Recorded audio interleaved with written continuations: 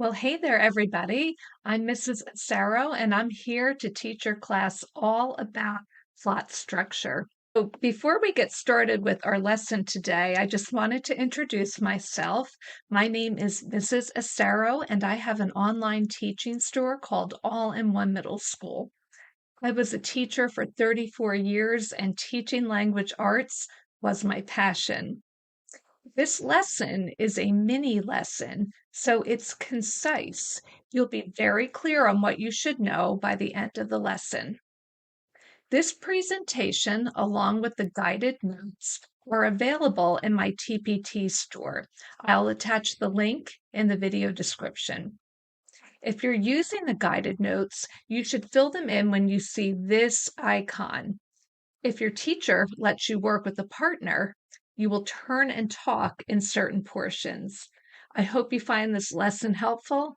Let's dive in. Let's talk about a mentor text.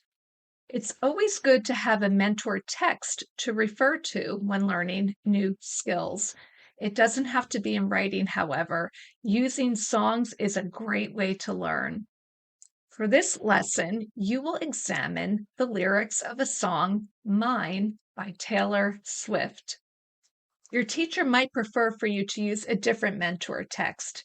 If so, when you take notes, just substitute in what your teacher tells you to use. So you're going to pause this video and go to the link to Mine by Taylor Swift that I've listed in the video description.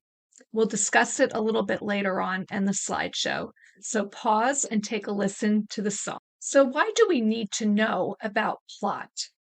There is no doubt that you have been reading and listening to stories, poems, and songs.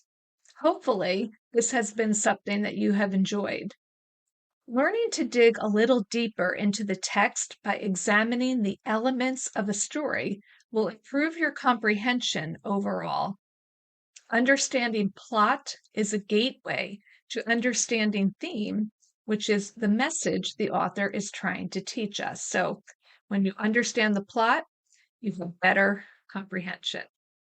So let's get on board with learning about plot. Today's goal is to understand that one way we can read actively and with agency, which is with purpose, is by relying on our knowledge of how stories go. It is important that as we read, we get to understand each part of the story. This includes the beginning, the middle, and how the story ends. So let's first talk about plotline and what that means, and then we'll get into each individual part. So a plotline is the sequence of events in the story. The exposition is where you introduce the character, setting, and problem. Rising action is when the tension rises and the character tries and fails to solve the problem. The climax is the turning point. That's the intense part in the book when everything will be different from this point on for the main character. Falling action are the events that come after the climax that wrap up the loose ends of the story. The resolution, there is some closure or resolution for the characters. So we'll be digging a little bit deeper into each of these. This is just an illustration of a basic plot line with your exposition at the beginning, your rising action, the climax of the story, the falling action, and the resolution. So you're going to try this now. You're going to think about a story that you would like to tell a friend. It can be something interesting that happened to you recently. It doesn't even have to necessarily be true. Choose a story that is not too long, but has the components of the plot line. So you want to think of each of these pieces when you tell the story.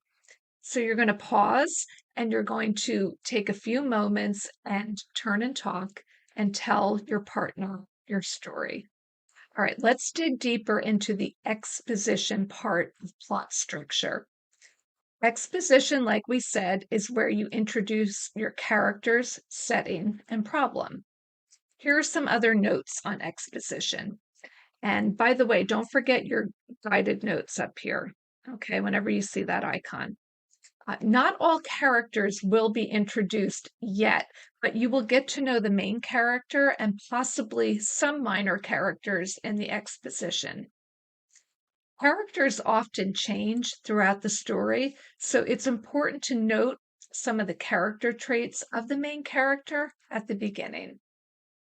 The setting is not only the place where the story takes place, but the time period as well. Although there will most likely be multiple problems or conflicts, the main conflict is introduced in the exposition.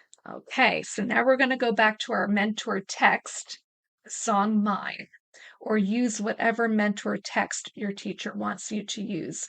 You're going to turn and talk to your partner about exposition.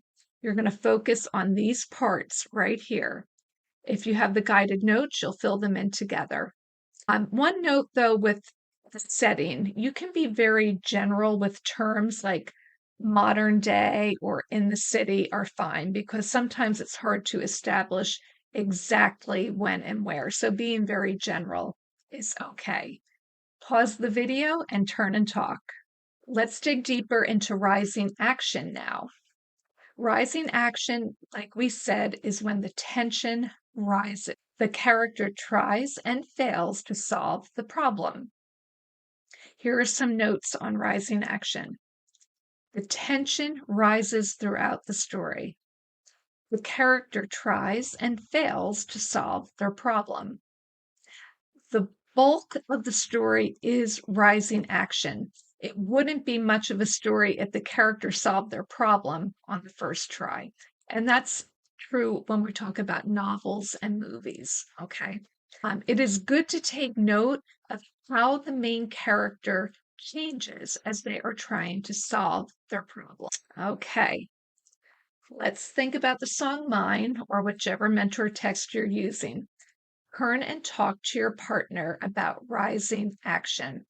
Focus on this prompt right here. How did the main character try to solve her problem? If you have the guided notes, you'll fill them in together. Please note, if you're using the song, there is not as much rising action as there is in a novel, so just focus on this prompt right here. All right, time to focus on the climax. This is the intense point in the book. Everything will be different from this point on for the main character. I will say this part of the plot line does cause a lot of confusion and debate when you're trying to pinpoint it. So listen to some tips that will help you. It is important to understand that the climax is not necessarily like the scariest part. It can also be defined when the solution to the problem is realized. So when the character's main problem is solved, you're at the climax of the story. If the character's life or problem has changed, you are probably at the climax of the story. The climax is usually closer to the end of the story. So let's try it. Think about the song Mine, or whichever mentor text you're using. Turn and talk to your partner about the climax. Focus on this prompt to help you. And if you have the guided notes, you'll fill them in together. So pause my video and talk about at what point do we realize the solution to the problem.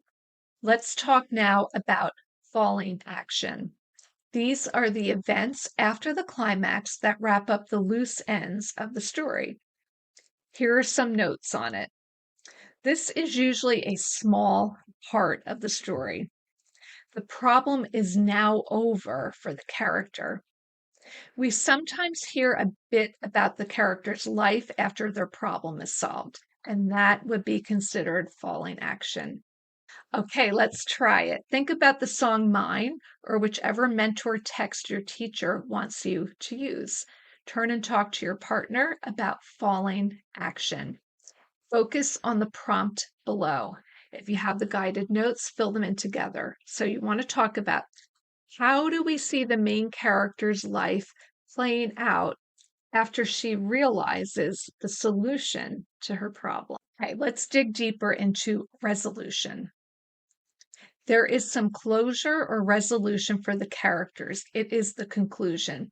It's very often confused with falling action, so listen to some of the tips I have for you. A common resolution to fairy tales is they lived happily ever after, but that's not always the case in every story. The resolution is not always happy. It can leave the reader with questions, answers, frustration, or satisfaction. The resolution can also end in what we call a cliffhanger, where you don't really know what happens until you continue to read, or maybe the author just leaves you not knowing. So go ahead and try it. Think about the song Mine, or whichever mentor text you're using. Turn and talk to your partner about prompt below. And if you have the guided notes, you'll fill them in together. So talk about how would you describe the main character's life moving forward? Okay, did they live happily ever after? Were we left on a cliffhanger? Pause my video and turn and talk. And that's a wrap. Be sure to tune back in for more Teach My Class episodes. You can also check out First Chapter Friday on my YouTube channel, where I'll read the first chapters of my favorite middle school novels. Hope to see you soon.